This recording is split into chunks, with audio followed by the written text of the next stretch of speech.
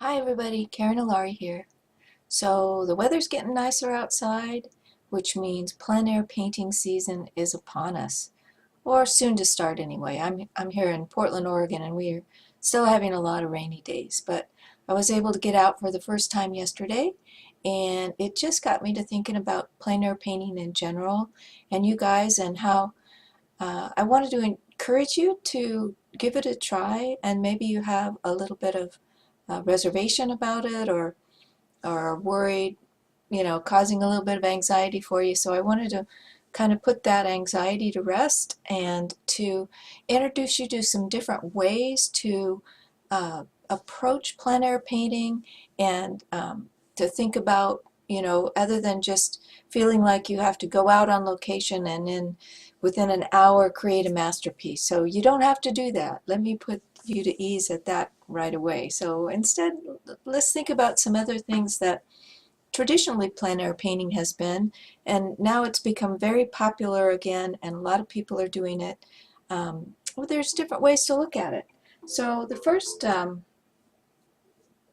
image you're seeing here is from a plein air painting uh, I did a few years ago, and this was just out in a park in my neighborhood, and Cathedral Park for those of you that are local.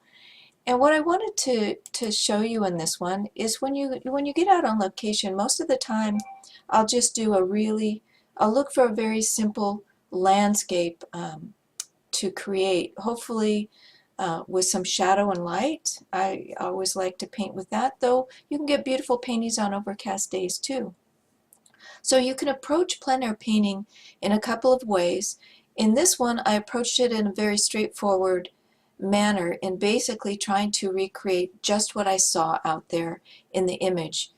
I did some adjustments for the sake of the painting, but one thing that plein air painting is really good for is just really honing your eye and seeing what's really there, and mixing that color and that value and that shape and getting that on your canvas, and really seeing what's there, as opposed to our brains telling us, oh, that's a green tree, it has a brown trunk, green grass, whatever. Instead, really looking for the colors that are actually there.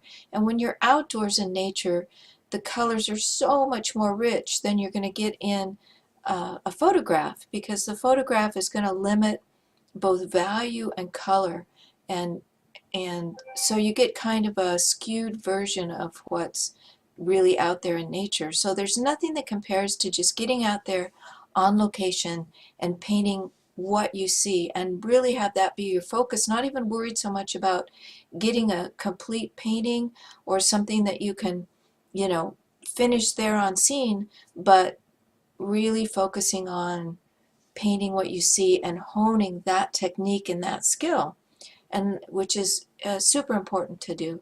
Um, so in this one you can see, I did that to a certain extent, but I always like to push my colors, and but I pretty much painted what was there. I didn't quite paint the background here, which was a bunch of buildings. Instead, I put some trees back there. But, so just so for you to know that you don't have to paint what's exactly there, but it's a great exercise in trying to paint exactly what is there.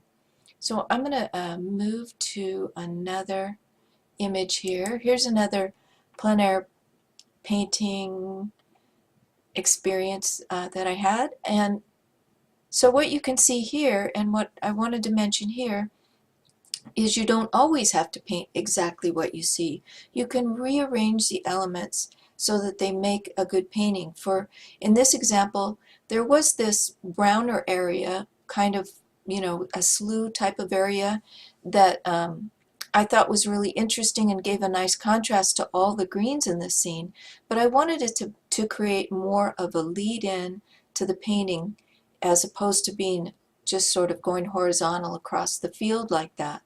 So I changed that, made that a lead-in, and I also enlarged this far tree so that that could become my focal point. And I also created a background here that was bluer and gave me more of a sense of distance. So when you're out there, don't necessarily feel like you have to paint exactly what's there, but bring into mind all of those other elements that make a good painting that I talk about in a lot of my other videos. You know, leading lines, focal points, distance, and you can provide those in your paintings at the same time as using what you have out there in the field to create your painting. Let's see what else I've got here to show you. Uh, let's see, what's this one? Oh, here's another one. This was out, it was kind of a cloudy day, overcast day. Obviously the water was not very pretty. So instead of becoming discouraged by that, I kind of just sat back and asked myself questions like, well, find one thing in this scene that really captures my imagination or that I really like, captures my eye.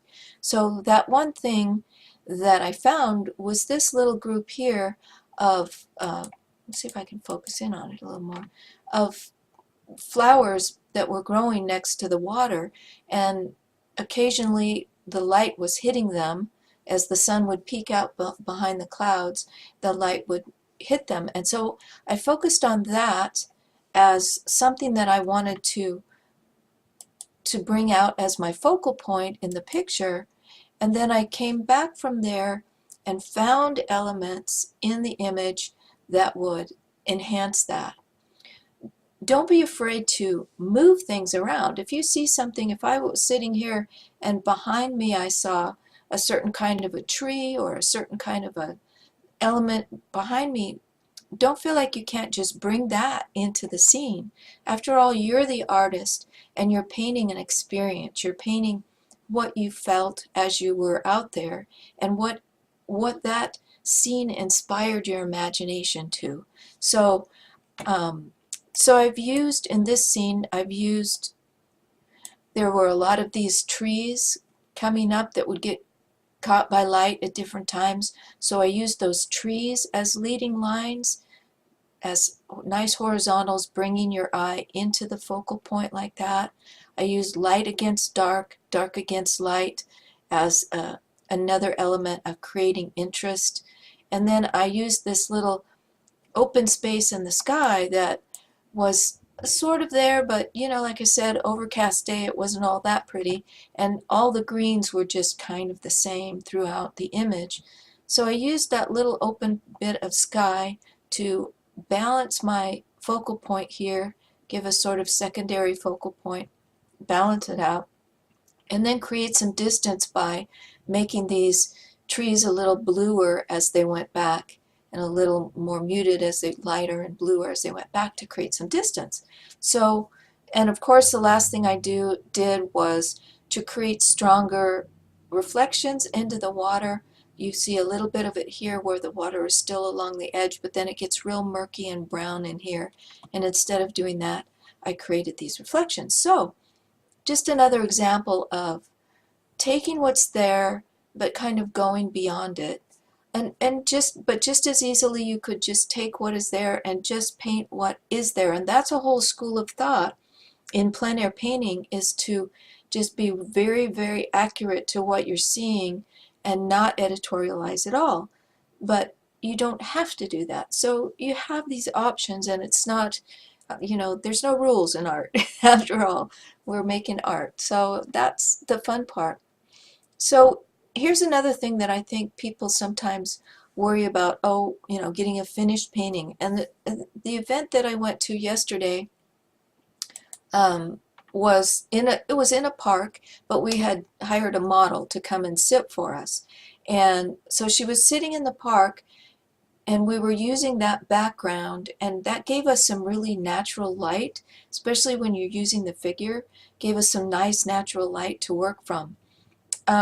Figures are hard to do. They're not easy to do, especially for me. I'm much more comfortable in a landscape setting. Once you get down into things that are very detailed, where you're trying to create a likeness, that becomes very difficult for me, and maybe for you, in a setting where you know you only have a couple of hours at most, sometimes only an hour, to create a painting. So what I do when I'm out in a situation like that is I don't focus or worry about getting my painting exact or finished. Instead, I think about the big color notes, the big value notes. I think about placement, and so I spend some time doing that. So after this painting scene event, this was the start I came up with on site. As you can see, I worked with trying to create what I wanted to see out in the image, and I focused on what I liked. Of course, I liked the figure there. That was our focus. And I liked these flowers that were in here. Sorry, I didn't want to go to that yet. On site, I want to go to reference. Okay, so I wanted to incorporate these flowers.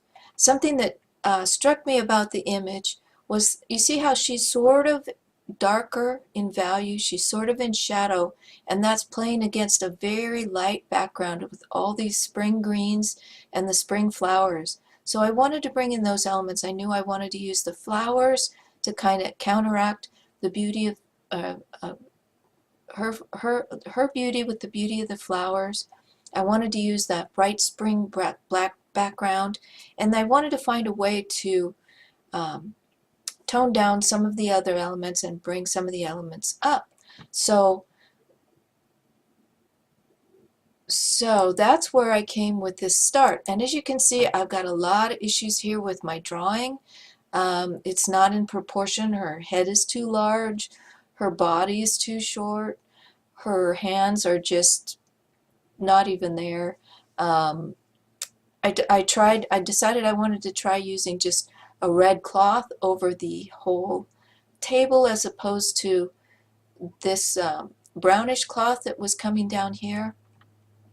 I brought in this light background with the with the light green grass and these light spring greens, and then I knew I wanted a shadow area over here, but I decided to throw in some red that really wasn't in the image, except for maybe some red buildings that were in the background, but I knew I didn't want red buildings. So this was my start, and I was focusing on values, big shapes, placement, harmony of color, just playing around with that color. So after doing that and having some fun and being out in nature, I mean, that's the beauty of plein air, is you're just out in nature. You're out with some friends usually, because it's much more comfortable to paint in a group or with one or two other people, especially in a public place. It becomes much more comfortable to have people around you, kind of buffering you from any random people that might come up, or as a single woman, gives you a little bit more feeling of safety and security. Sometimes when you get really engrossed in your work and painting, it can feel really uncomfortable because people can kind of sneak up right behind you and you don't even notice until they're right on you. So I'd really recommend painting at least with one or two other people, and in a group is great. It's a lot of fun. So what I like to do is these kind of starts on site, and then come home in my studio, take photographs of the situation, come home to my studio, and then with less time constraints and in a more relaxed way, work on resolving and fixing what I started down there. Okay, so after my start and I came back, I pretty much left everything in the same general areas as I had for the start, but I fixed my drawing. That was the huge part of it. I took my photograph, my reference photograph, I drew it out, I sketched in the better proportions for the girl. So that helped a lot right there. And the second thing I did was I just worked on developing the painting more. So I worked on developing these areas, developing the background. I worked on changing this. I decided I didn't want the whole thing just red, And when I redrew the figure in its accurate proportions, she came down much further here onto the bench, so I didn't have that edge of the bench showing like I did in the start.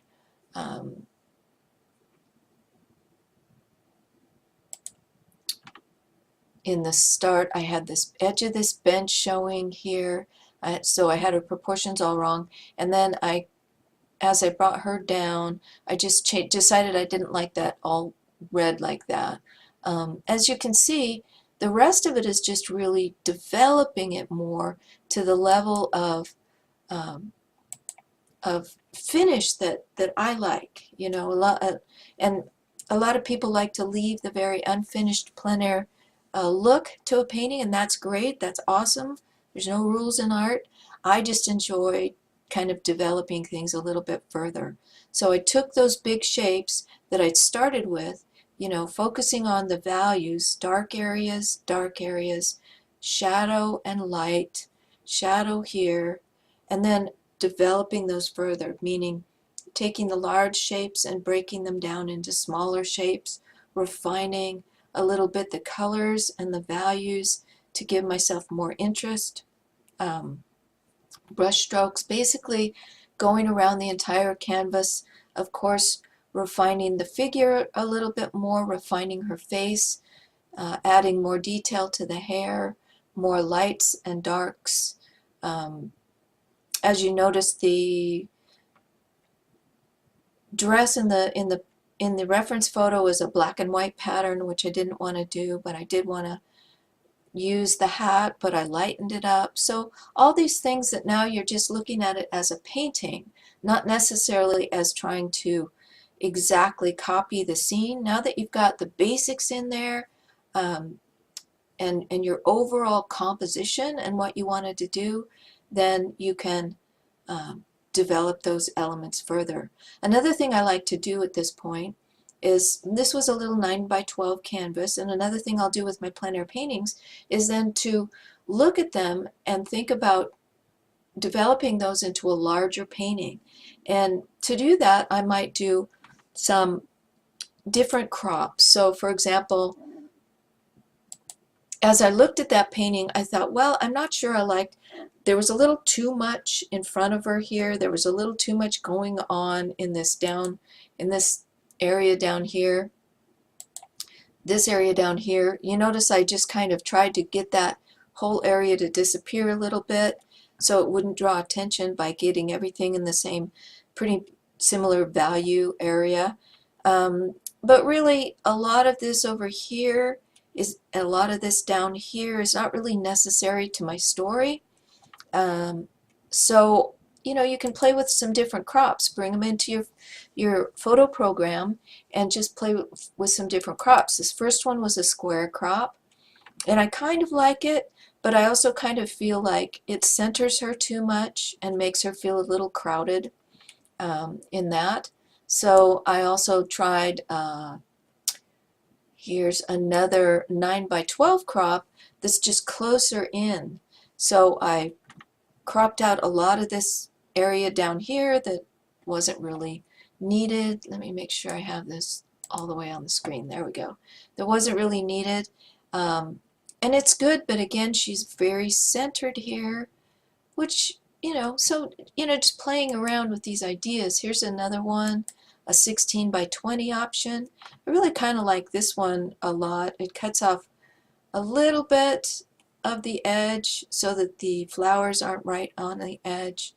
Anyway, so you can see how you can just have fun and try different crops, and then you can come back and paint it again, and oftentimes you're going to find that that's what you like the best, is one of your cropped images. You know, this one I really like because it just gets rid of all this detail area down there that it was kind of problematic. But anyway, so all of that is just in terms of encouraging you and maybe allaying some of your fears in terms of plein air painting. Don't feel like you have to create a perfect image on site. Instead, focus on, you know, the camaraderie with the other people you go out with spending time in nature, which is awesome, and spending time knowing that you're just painting this as a start. You're painting this to focus on value and color and light and training your eye to really see what's out there versus your brain telling you, oh, this should be this color or this should be that color. And then once you're done, you know, you can bring those references back into the studio, develop them further if you want to, or develop them into a larger painting. So there's lots of options with plein air painting, and most of all, it's to have fun and to enjoy your painting, and any day you can go out, plein air painting is a great day. Also, I have another video that talks about your actual materials and equipment and how to dress for plein air painting, because you encounter everything when you're out there, from hot to cold to bugs to changing light, and so you want to be prepared. Anyway, thanks for joining me today on this little plein air painting short, and it was good talking with you, and I'll see you again soon.